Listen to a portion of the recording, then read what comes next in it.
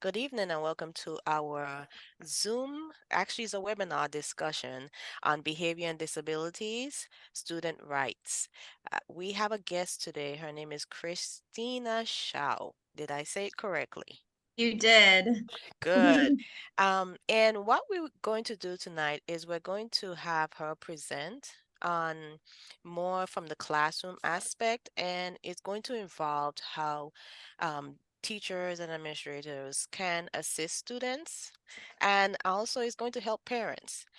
But before she begins, Shami is going to just talk to you about, introduce our guest, and then talk to you about our services, etc.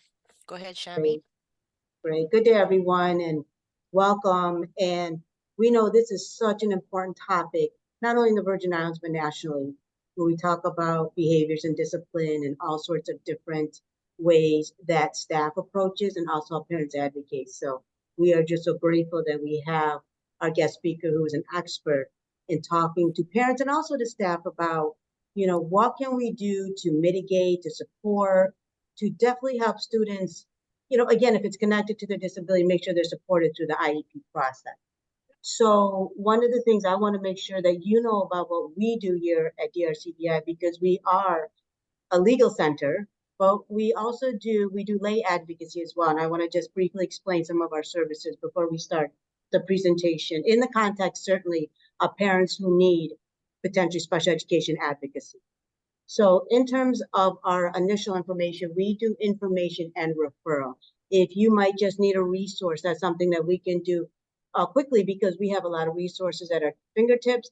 I also want to mention at the end of the presentation that there will be an email that is provided with some supplemental resources. One of them is our parent resource guide for parents who have children with disabilities. So we want to make sure that you have that resource. That's something that we do. Also, in terms of the short-term assistance, we provide, as an example, let's say that you have a meeting coming up and you want to just talk to someone briefly about, what does this mean? Can you review my IEP? Can you help me maybe even prepare? And that's something that we certainly can do on a short-term assistant basis.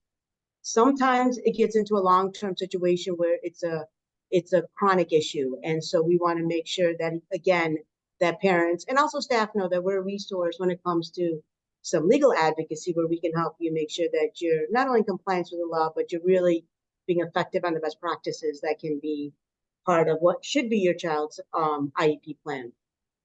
With that, those are our services. I want to make sure, I know at the end, right, Kishma, that you'll mention in terms of contact information, our website. I do also want to make sure that this is a collaboration. We have Beyond Vision, which is also part of a family-to-family resource that we partner with. And so we want to make sure that parents know that that's another resource that's available to you as well, to us. And I do see a couple of partners, especially with Department of Education. So wonderful to have them joining us. And without further ado, I want to go ahead and introduce Kristina. Again, her title is ABA, just so you know what that means, as Applied Behavioral Analysis.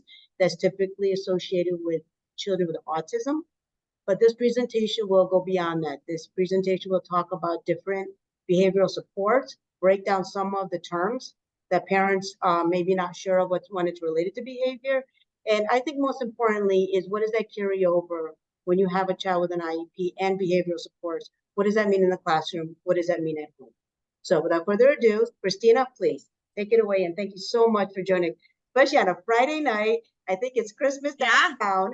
It is just a crazy night. So thank you. And the raid has been vicious. So thank you so much for joining us. And I'm so grateful that the internet is working. So Yes. Thank you so much. Good evening, everybody. My name is Kristina Shiao. Oftentimes children may call me Miss Chris. I do have the chat open so that people can be interacting on here. Just make sure that if you would like to, I see that within the chat, you can put to everyone, to specific people, to hosts and panelists. So if you would like to share anything on the chat to everyone, go ahead and just click that button into everyone. So I'm going to share my screen and start my presentation now.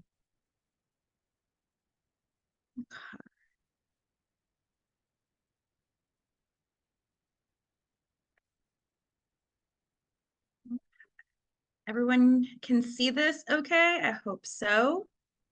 Yes. And I'm going to make sure I can see the chat too.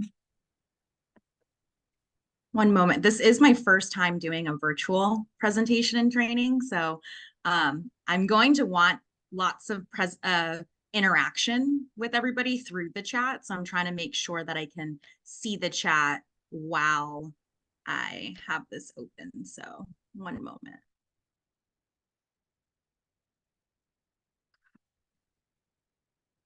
Well, we will try our best here. Okay. Okay, so this presentation is titled Behavior and Classroom Supports, a guide for teachers, administrators, paraprofessionals, and those that interact with high needs, to include parents, family members, other caregivers, presented by myself. I am a board certified behavior analyst, licensed behavior analyst, as well as a community director within the company that I work for called Island Therapy Solutions. Okay, a little bit about me and my background. I am a Taiwanese Floridian, is what I like to title myself as. I was born in Florida, but my family background is from Taiwan. So I was raised culturally Taiwanese. I've been living here in St. Thomas for almost 10 years and in the field of pediatric psychology here for almost 10 years as well. I have a deep-rooted passion for children and education, and it's genuine. It comes from my heart. I've always loved working with children and being with children. This is a picture of me and my niece. This is not my child, but she is now 3 years old, and I cannot wait to see her for the holidays next week. So a little bit about me. So I wanted to know a little bit about you all. Where are you from? I know I can see names on the chat, so you don't have to give me your name, but maybe, where are you from? Are you a teacher? Are you a parent? Are you just someone passionate about children or adults with disabilities, curious about the field? Why are you here? Is this a requirement, or are you genuinely interested? Maybe a little bit of both. What is your experience with disabilities? Nice. Leadership, Deshawn. Nice. Is that leadership within the Department of Education? Maybe in another government sector like human services?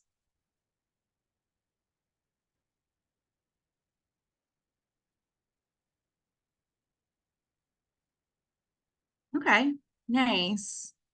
Parent, social emotional learning program manager. Awesome.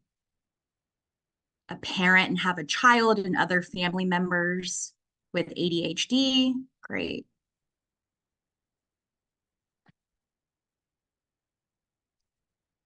You don't have to share. I just figured I'd like to know. An educator from and living on St. Thomas. Awesome. A teacher, genuinely interested in learning how to work with students with ADHD. Awesome. Thank you for that. Okay, so a little bit about Island Therapy Solutions. We are a private psychological agency. We provide full psychological evaluations, testing and assessments for different diagnoses. We provide CBT, or cognitive behavior therapy. That's your typical talk therapy. We provide applied behavior analysis, or ABA services.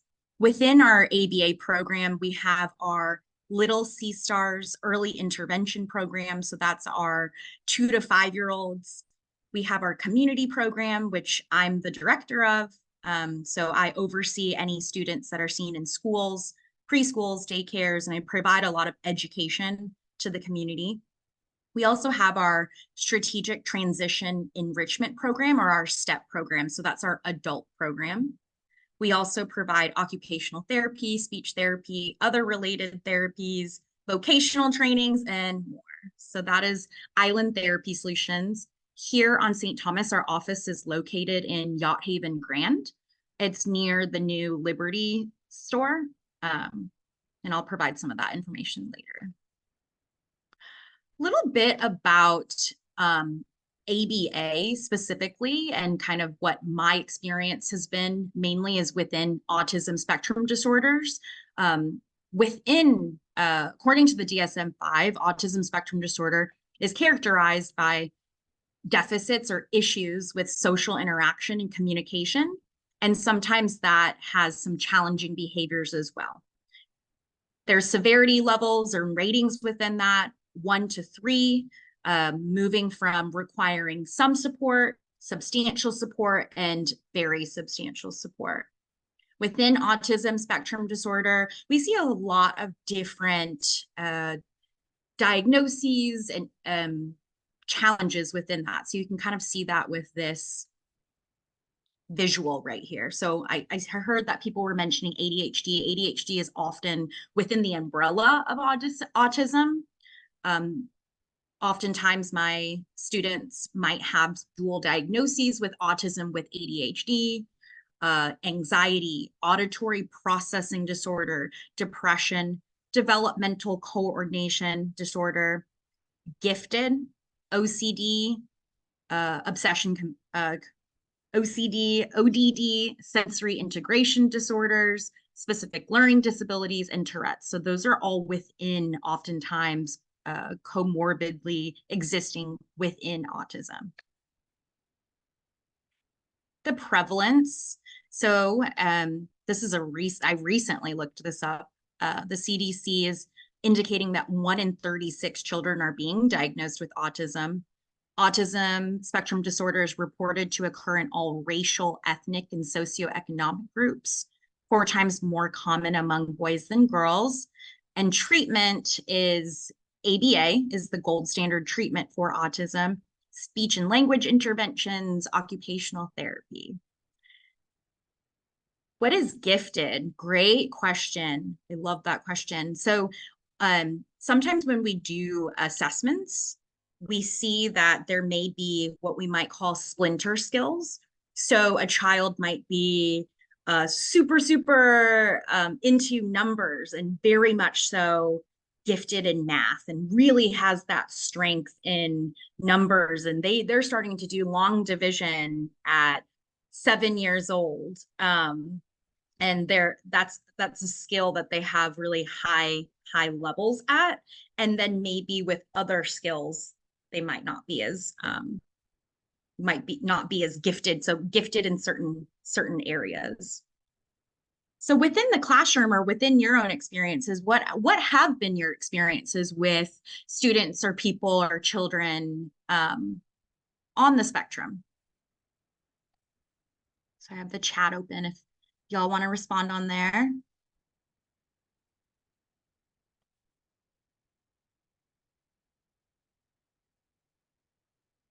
And what are some accommodations you've maybe made to support them, or what are some things or strategies that you might have helped?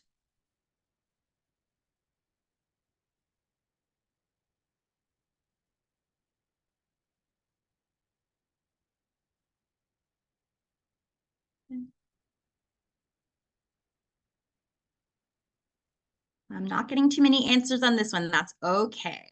I'm going to move on to the slide, but I'll still have the chat open if anybody wants to chime in. Oh, very sensitive to light and adjusting to new situations. I had an autistic student last school year.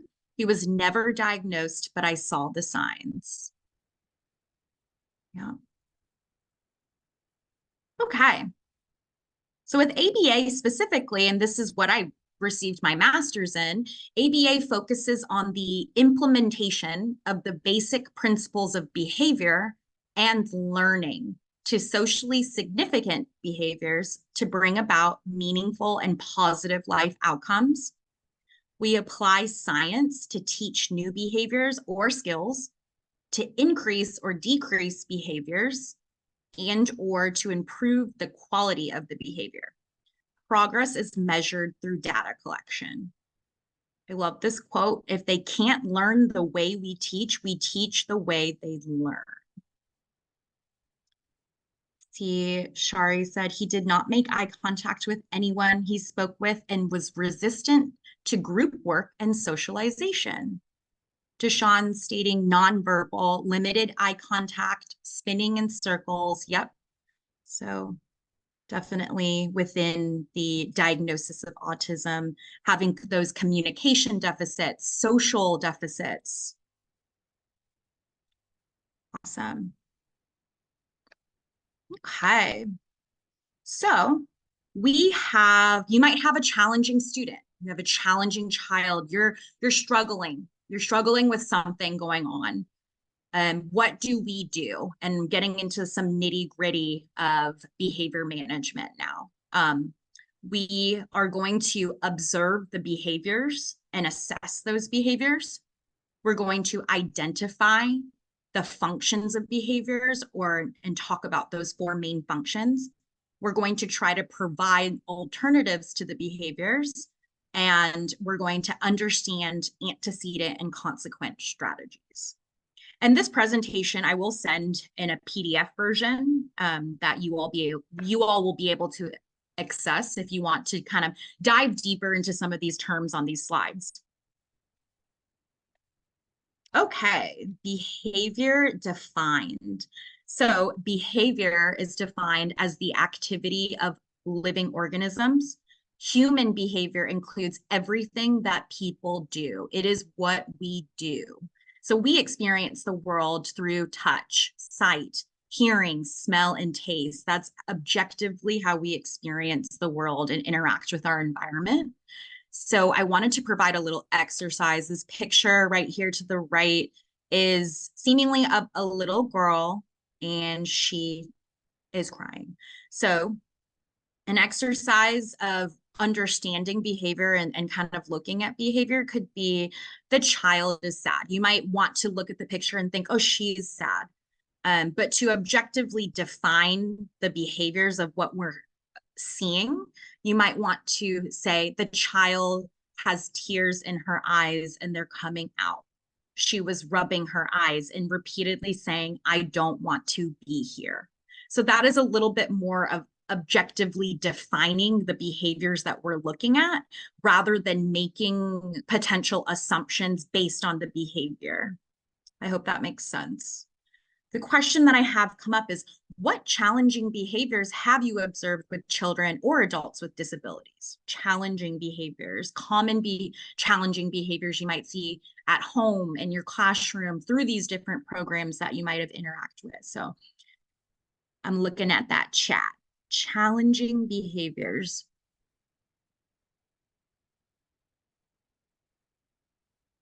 Common ones I hear and observe: crying, yeah, resistance, frustration, pacing, great. Tantrum behaviors, crying, not listening, yeah, lack of compliance, not following through with instructions. And this does not have to be just autism. I just wanted to give a little brief just on my own background. Pacing a lot, mumbling when uncomfortable in the environment.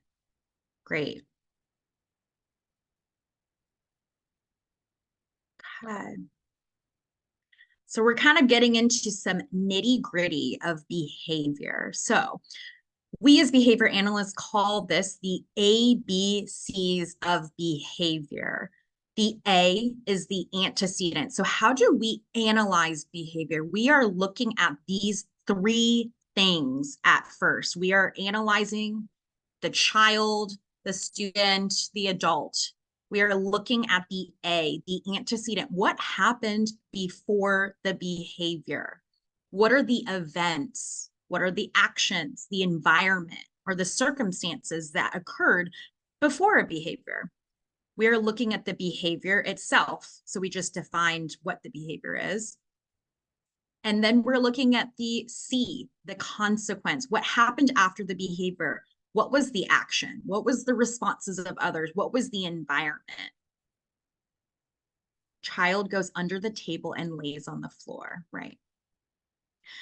An example of behaviors that we want to see actually increase. So within behavior, we have behaviors that we want to see increase and behaviors we want to see decrease. So in the chat, we're talking about some behaviors that we want to see decrease, but we are in the business of teaching behavior too, and teaching what the student or child should be doing. So for instance, in this right here, we see the A, B, and C. The left is the A, so the teacher behavior, the opportunities to respond. The teacher has a question. So you're in a classroom and the teacher says, "What day is today, class?" The student, well, today is Friday, so the teacher asks, "What day is today?" That is the antecedent. The behavior that you want is the student to say, "It's Friday." The consequence, the teacher might give praise. "Yes, you're right. It is Friday. Good job, class." And this goes into very specifics with the class in mind. So the teacher's asking, teacher questions, the active student responding, that choral responding that you oftentimes see in classes. Everybody says, "It's Friday." Individual responding, once you call an individual student, "David, what day is today?" David says, "It's Friday." You say, "Good job, David. You're right. It's Friday."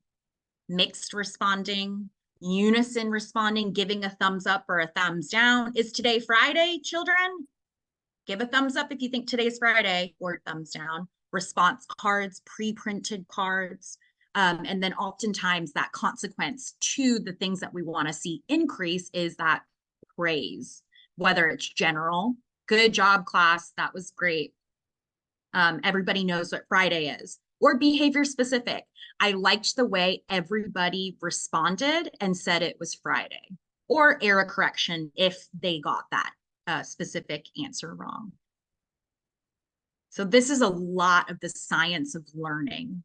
This right here, this little graph or this visual is an example of how we learn and how the learning opportunities are presented and how we give the learning opportunities if presented correctly and if the student responds correctly with that praise, so that that student knows, "Wow, okay, yeah, today's Friday. I said it was Friday. It is Friday. And I know that today's Friday." That's just an example. Okay. Now this is a table that we're looking at decreasing behavior. So back to those ABCs of behavior, the antecedent, the behavior, and the consequence. The first example right here of the antecedent, Nora does not enjoy or like group activities. I remember in the chat, someone said that someone avoids group activities, right? Or doesn't like group activities. So Nora does not like group activities. The behavior, Nora hits the person in the group sitting nearest to her. So hitting is the behavior. Consequence is that the teacher takes Nora to sit outside in the quiet corridor. Nora learns that when she wants to be taken out of a group activity, she hits someone and gets removed from the class. We haven't gotten to this yet, but the function or the purpose of Nora's behavior is hypothesized as escape. She's escaping the group activity. She doesn't like it. She hits someone. The teacher takes her out. She was able to get a little bit of what she wanted to escape the group activity. And we're going to get into function and the reason or the why of the behavior after this slide. Number 2, example. A father attempts to leave the house and go to work. Sarah screams every time her dad walks away from her. Her dad returns to her and asks, "What's wrong, Sarah?" So Sarah learns whenever she wants her father to stay with her, she just screams excessively. The potential or the hypothesized reason is that she wants her father's attention.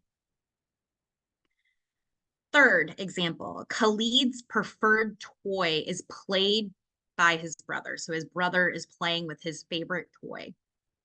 Khalid becomes aggressive and hits his brother and screams. The consequence is that mom gives Khalid back his toy and told his brother to not use his toy again. Khalid learns to not share his toys and hits his brother whenever he uses his toys. The purpose or the function or why Khalid hit his brother is to get the toy back, tangible. Again, we're going to get into the function after this. Number 4 example, Maha is sitting in class. The teacher is not paying attention to her nor giving her anything to do. Maha starts to rock and script and hand flap at her desk, and this movement feels good to her. Next time Maha does not have anything to do, she will do these movements, and that may function as a sensory purpose. Oh no, I lost the chat. I'm trying to get it back. Where are you? Out of these examples, does this seem some things that have come up in your classroom, experiences that you've had? Does this seem relatable to you? Let me know. Yes. Great. Seeing some yeses in the chat. Yeah, definitely things that I see very commonly as well. Okay, so how do we take this data, right? So I just shared with you the data already shown. Those are just examples of your ABC data collection. So as parents and as teachers, we're so busy. Sometimes teachers are working in classrooms with up to 25 children. So how do we get this data or this information, right? We're assessing. Awesome, D. Yes. And sometimes we don't realize that we are encouraging negative behavior. Exactly. That's why first analyzing and looking at the behavior is pretty much the most important thing. That's why I'm talking about this pretty thoroughly. So ABC data collection, this is what's called a structured ABC data collection sheet. This is very simplistic in my opinion, especially for the busy parents, the busy teachers. So the setting, I'm looking at the left side. Where did the behavior occur? I'm wanting date, time, location, what activity, as much information as possible. What were the antecedents? What happened before the behavior? Was there a demand? Was there a change in routine? Was the child denied access to something? Were they told no, they couldn't have something? They couldn't go somewhere? Were they transitioned to a new activity? Was it their favorite activity ended? Was the child just alone and there just wasn't interaction? The behavior, was it screaming? Was it non-compliance, whining, aggression, hitting, kicking, biting, scratching, property destruction, throwing items, ripping materials, swiping, running away, self-injurious behaviors, flopping to the floor, or crying? Those are some common behaviors we might see. Then what happened? Consequence, what happened after? Were they just simply ignored? Were they reprimanded? Were they given another choice? Were they able to escape from the requested demands? Were they allowed access to the item? Were they put in timeout? Was attention given to them? Were they prompted to take a break? Were they removed, redirected, or was an item removed? And then looking at the possible functions. This is a more open-ended data sheet. This is called a narrative data sheet. So this is where you can kind of go in depth a little bit more. Maybe you have a little bit more time. Maybe the behavior doesn't happen that often. So when it does happen, you do have the time to analyze it and thoroughly look at those ABCs, antecedents, behavior, and consequences. These are really simple things that you can Google. You can Google narrative ABC data sheet, and this will come up for you. You can make your own, have a piece of paper, ABCs to really analyze behavior. Okay, going into the functions. Why? The why. Why is he or she doing this? The four main functions of behavior. Number one, and there's an acronym, SEAT, SEAT, the acronym, SEAT. S, sensory. The child is seeking some sort of sensory input, whether that be tactile, so wanting to touch on things, visual, auditory. Escape, get me out of here. This can look like elopement, running away from situations, avoiding situations, non-compliance, not wanting to follow through with demands or tasks or activities. They just simply don't want to do it and they want to get out of the situation. Attention. This can be an obvious one. The student's looking for your attention. The child's looking for your attention or the attention of their classmates. Tangible, so an item. The student wants to get an item, get to an activity, go to an activity, do something else, whether or not they have permission to do so or not. I love that. Always asking to go to the bathroom is the most common form of escape. Yes, it is. Even as simple as wanting to sharpen your pencil over and over again because the pencil sharpener is all the way on the other side of the classroom, just wanting to get away from the desk for a little bit. But yeah, bathroom is a big escape. Exactly. And research is showing that there may be a fifth function of behavior, which is power, wanting to have power. And oftentimes when you work with children and you are the adult, as an adult, you already hold that power over a child. So sometimes children will want to gain power by doing certain behaviors. Okay. So how do we change behavior? This meme. What if I told you in order to change a behavior, we had to determine the function of that behavior? So by knowing the reason, then we can manipulate or change the antecedents and the consequences. Oftentimes we can't change the behavior. We can't change someone else. We can't force someone else to do something else, but we can change what's happening before and what's happening after we analyze those behaviors. Okay, antecedent strategies. These strategies involve more work upfront often, but the hope is that they keep those challenging behaviors from occurring in the future and save you time and energy down the line. Number one advice is build rapport with your students. Build the relationship with them. They should want to listen to you. They should like you. You should know them. You should know what they like. Get to know your students and build that rapport is a great first step. Rapport building, so recognizing your students' needs, recognizing children's needs. Oftentimes children come from all sorts of situations that are occurring at home. Maybe they're hungry, maybe they didn't sleep well. So many things happen before that student gets to school. So rapport building and recognizing your students' needs.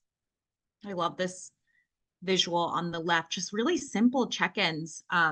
These Post-its, like the child's name can be on the back of the Post-it and the child can just put the Post-it wherever. It's a simple check-in for teachers to check on kind of where the student's at before they even get to school, before they get to class. Where are they?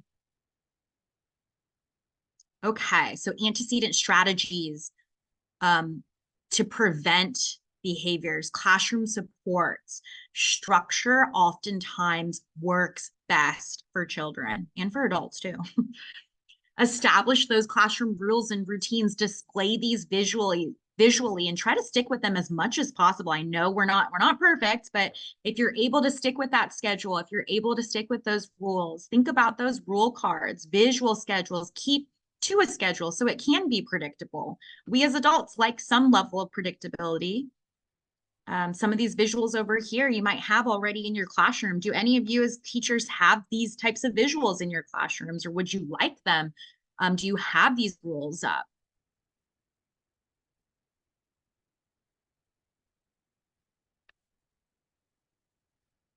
other strategies or supports, providing those advanced warnings for changes in routine.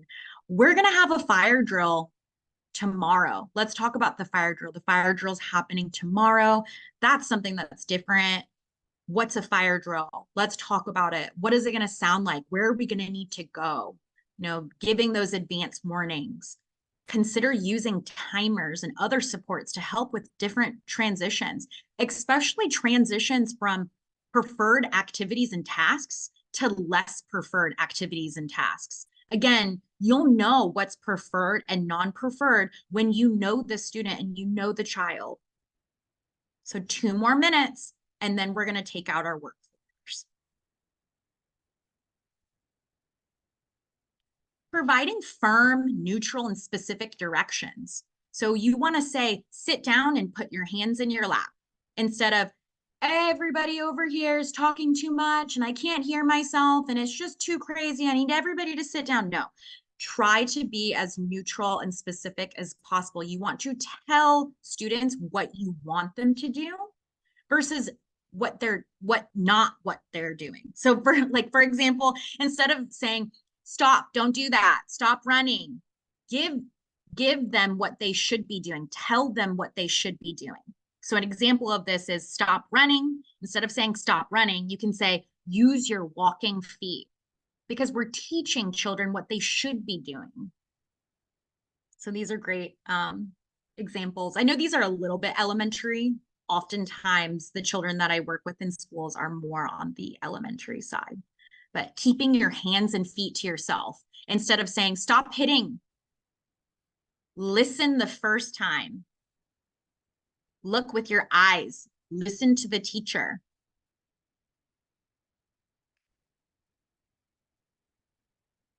Oftentimes with disabilities, there are unique sensory needs. We have hypersensitivities, so overreactive, overstimulation, or hyposensitive, underreactive to different sensory inputs. So recognizing the unique sensory needs of the children or adults that you work with.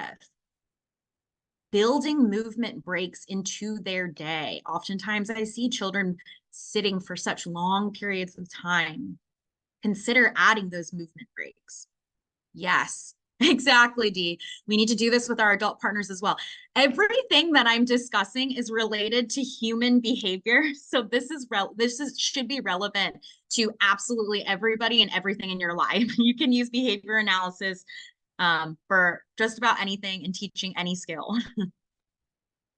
Consider a calm down or sensory spot in an area of your classroom with things like cushions, exercise balls, weighted blankets. And yes, some of the things I'm mentioning may be costly, but some things can be really, really simple. It's shocking. I mean, even like hair gel in a plastic, little plastic bag, Ziploc bag, hair gel in a plastic bag can be a sensory activity.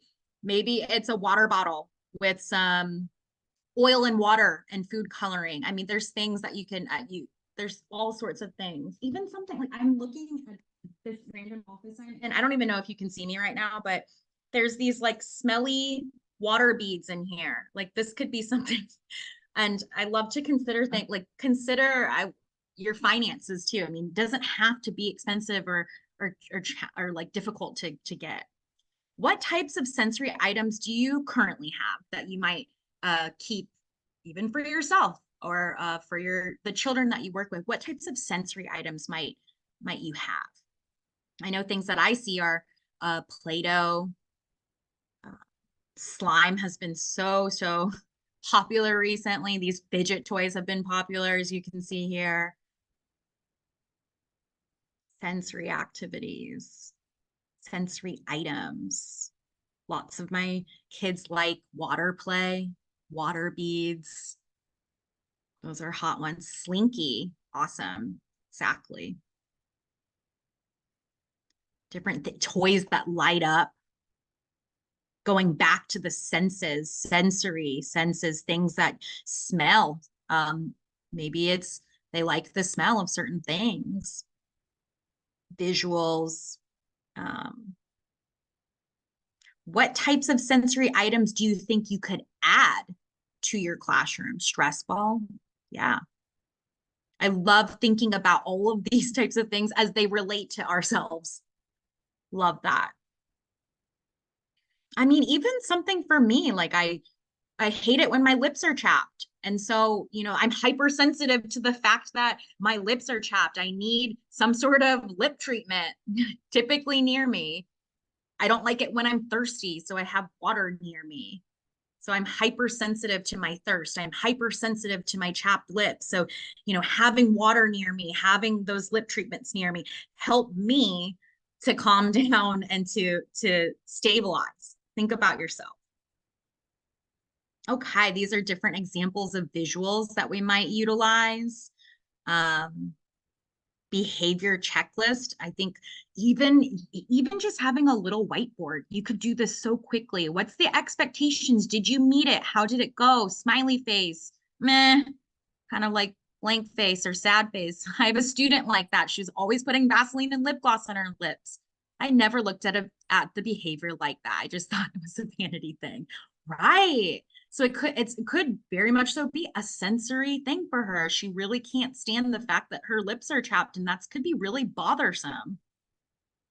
When I think about sensory behaviors, I think something common, especially here in the Caribbean, you get bit by a mosquito, right? And the sensory system is very individualized to the specific person. We all have different sensory needs. So when you get bit by a mosquito, I'm allergic to mosquitoes. So oftentimes that mosquito bite will well up. And that feeling, what is that feeling that you want to do what to the mosquito bite? You want to pick at it. Yep. Itch it, right? So it's itchy all the time. You moved here, you're fresh meat. So yeah, like you're feeling that internally. And I can't experience that the same way you can. You want to scratch it, right? It's that internal feeling. So think about the sensory system as that internal feeling.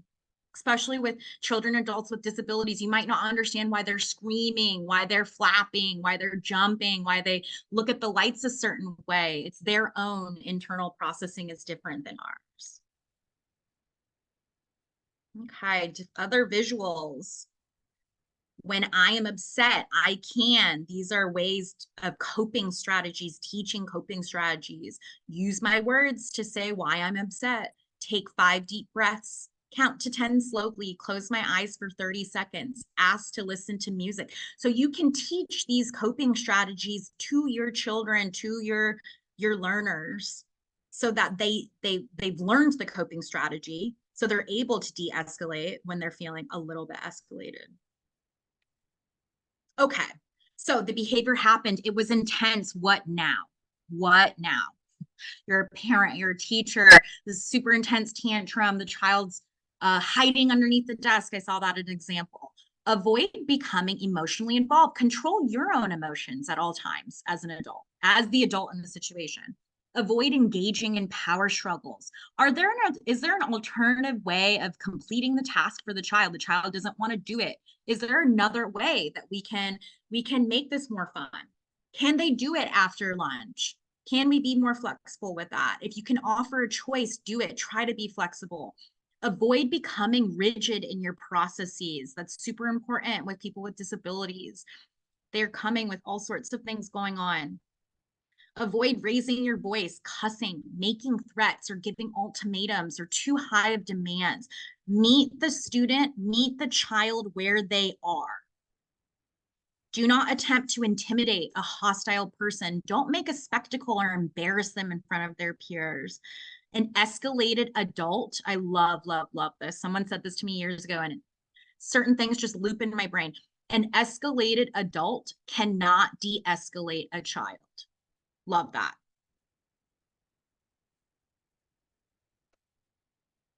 Consequence strategies. So I love this visual here. It says the student is getting sent to the principal's office. And the student is saying, I'm beginning to enjoy these long walks with you every day. So as behavior analysts, we address behaviors by function. I didn't want to go too much into consequences and mainly wanted to focus on antecedents, because I do think It's easier to avoid or prevent the behaviors from occurring than to deal with the behaviors. So an example of an escape. The student is attempting to avoid or escape a situation, whether it's social in nature or related to a work task. So say David, right? David, you bring him this worksheet. David yells, I don't want to do it. He's having a huge tantrum. He's getting aggressive towards the teacher. It's becoming a huge thing. 20 minutes have gone by. The teacher has no idea what to do. The teacher says, you're going to the principal's office. David then suddenly exits the classroom, pretty calm at that point, goes to the principal's office, gets a long talk with the principal, a nice long walk. So the consequence is that you really try not to allow David to escape the situation. If it is social, you want to give David the correct responses. But say if it is work related, like the example that I gave, that David didn't want to do his worksheet, you don't necessarily want him to just allow to escape the task. Maybe he just needs to ask for help. Maybe he just needs it broken down a little bit more. Maybe he really just can't do it and he doesn't know how to do it. Maybe he needs more teaching. Maybe he just needs a break from the situation and to come back to the worksheet eventually. Eventually, you want to bring David back to the worksheet if it's possible. Sometimes you might need to break the task down into steps and then provide prompting or support as necessary. And eventually you're going to fade those supports, fade those prompts throughout the session and promote that independence. So breaking tasks down into smaller bits. Consequence strategies, reinforcement. Reinforcement, that's a huge, huge, huge one in behavior. Give reinforcement to the behaviors you want to see more of. What are the behaviors you might want to see more of? Go ahead and answer that in the chat. What are behaviors you want to see more of? I put examples: listening, calm body, using coping strategies, using words to express the needs and the wants. What are some behaviors you want to see more of? What are your child's preferences? Do they like adult attention? Do they like verbal praise? When you look at them and give a smile to them, do they smile back? Do they like that? Do they like that little tickle on the shoulder or a hug? Shari says she wants less escape and more engagement. Great, more engagement, less distractions and disruptions. Exactly. Oftentimes, child preferences include adult attention. That's highly researched, that the #1 reinforcement for neurotypical children is adult attention and verbal praise. Does the child just need a movement break? Candy or treats, toys, being left alone. That is something that we don't talk about.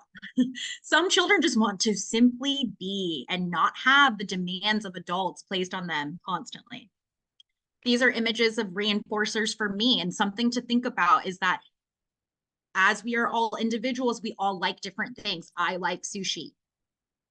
Oftentimes, we as we that work, we have jobs, we expect a paycheck every week, every 2 weeks, money, music. I love music.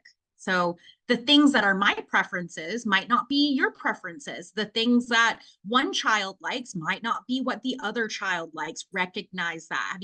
Have you ever given a child verbal praise and they might just like wince at it?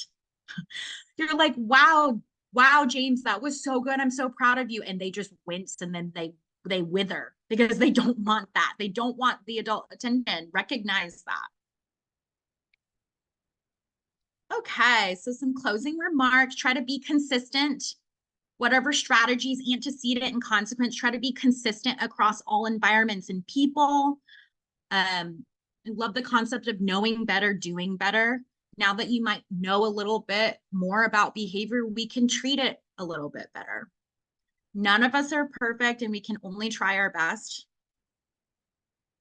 And these are some resources regarding island therapy solutions, applied behavior analysis. This is the phone number to Island Therapy Solutions, and this is my direct email address. Okay. Shari says, I've noticed whisper to the student instead of saying it out loud. Awesome. So instead of maybe sharing with the class, wow, so-and-so did so good, just whispering that, or just even a little simple sticker, good job. That's awesome. Thank you so much for the engagement. Nice. So appreciate, I'm going to stop sharing. I so appreciate everybody's engagement. I know that was I know some of the slides were a little heavy, and I hope that you were able to see the visuals on them. But like I said, I will be emailing a PDF that you all can have access to. So thank you all so much. Great. Thank you, Kristina. And also, I want to let you guys know that certificate of participation will be emailed to all participants. This has been recorded, so you will be receiving it if you would like. It will actually live on our Facebook page, right? Correct me if I'm wrong, Rebecca. Will it live on our Facebook page and on our YouTube? So anyone has any questions? We have 4 minutes left. I see a question. Are there trainings for adults that you offer to help parents? So I do specifically do more parent trainings within the company, but I think there's tons of research and resources, but please feel free to send me an email though. Thank you so much. Please don't forget the PDF version of the presentation. I will. Any other questions? People want to come up with the chat. Anything that they want to me to elaborate more on? Maybe some follow-up trainings that you might want to see.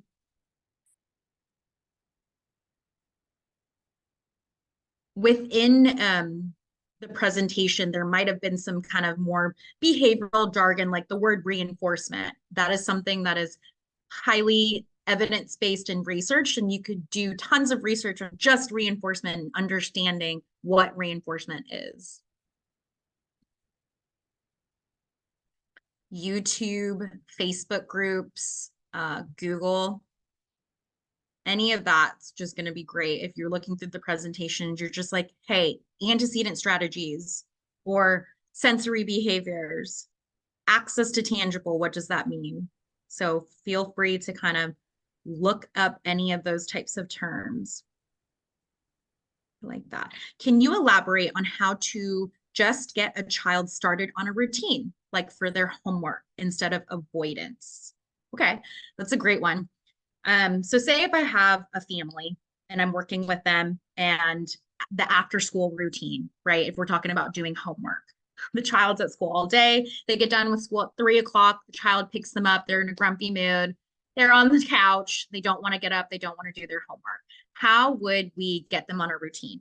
Oftentimes we would start with a visual. So we might work, say 3 to 3:30, they have their after school snack and they get a little downtime, relaxation time. 3:30 to 3:45 is time to kind of change into comfy clothes or maybe use the bathroom or whatever, get your homework out, kind of prep yourself. 3:45 to 4:15, we're going to work on our homework and you're going to be there to assist them. You're going to have the different materials there. 4:15 to 4:30, maybe they get a little break. Maybe they get some iPad time. Maybe they get a little relaxation time. 4:30 to 5, finish up that homework. And then at 5 o'clock, if that homework's done and it's looking good, maybe there could be a little bit more iPad time, your choice. Children want choices. They want freedom. So maybe it could be something like 5 o'clock to 5:15, your choice, whatever you want. And how exciting that they get to work for their choice. So, I mean, that's just came off the top of my head of how you could get a child started on a routine like that instead of avoidance. So do you see how I was building in breaks in there? I was building in choice. I was building in time frames, involve the student. If the student is able to be involved in that routine, well, do you want to start straight into homework or do you want to start into a snack? Or do you want to start with some freedom and some choice? Give them that if they're able to to give you that information. Can I share this presentation with principals, counselors? Yeah, I'd love that. Building a routine and sticking to it. A routine chart is also helpful. Love that.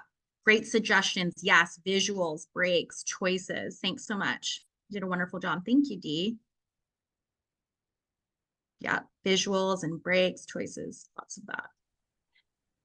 Great. And like I said, we're going to actually share this on our Facebook page. So, Alicia, when it becomes available, I'll tag you. If you have Facebook. If not, I will share the link so you can share with your principals, teachers, and counselors if they want the recorded version, okay? However, the PDF version, feel free. Feel free to share it. And also, what we will be doing is sending out the winners of the gift cards. So you will be notified next week. I have to go home. I'm sorry. However, it's dark. It's dark. Um, but thank you so much for attending. Thank you very, very much. And once this webinar ends, you will get a survey link. Please take the survey, okay? Rebecca? Thank you. Thank you. Yes, thank you. I'm going to share my screen if anybody wants to sign up for our texting program.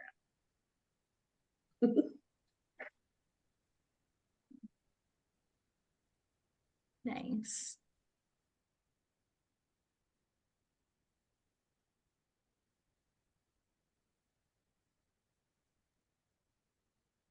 Thank you, Ms. Shiao. That was very, very helpful. Yeah. Oh, good. Yeah.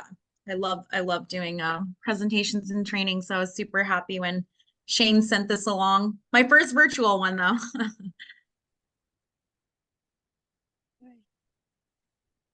Well, All thank you right. guys. And I will Yeah, send thank out you. this support, this tech support QR code too. So, Rebecca, it was a pleasure. Once you end it, the link will pop up, okay? You guys have a great night. Thank you. You as well have a great weekend. You too. Bye.